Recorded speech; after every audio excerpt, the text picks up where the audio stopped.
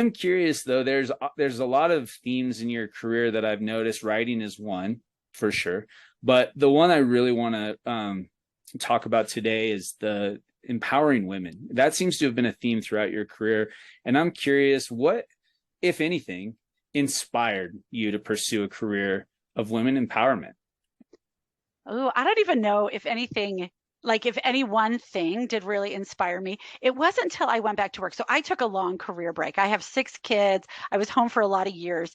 And during that time, I was always working with women and helping women, actually doing so much similar to what I'm doing now at Tech Moms, helping women find jobs, chart a career pathway, solve some of the financial and workplace challenges that they had in their lives. But when I went back to work for Susan Madsen, that was my first paid job after a long career break of 15 years. I went back to work at the Utah Women in Leadership Project. I started as a research assistant for Susan.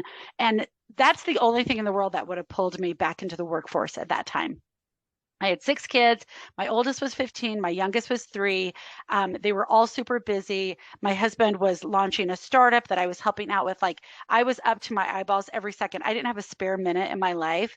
And there's no way I was looking for a job or looking to get back to work, and I saw a job position that Susan had posted, and I just knew that I had to go for it. And because I was so passionate about helping women.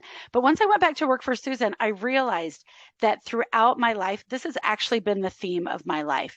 In college, all the papers that I wrote were about women. I remember writing a paper in history that won a History of the Family award because it was about women. So it had to be about family, but about Russian women's fairy tales. And my honors thesis and my master's thesis. Like I was always passionate about women's stories, women's lives, and the way that so much of that translated into the work I'm doing now is I've always really, really cared about women's ability to be financially independent and financially secure.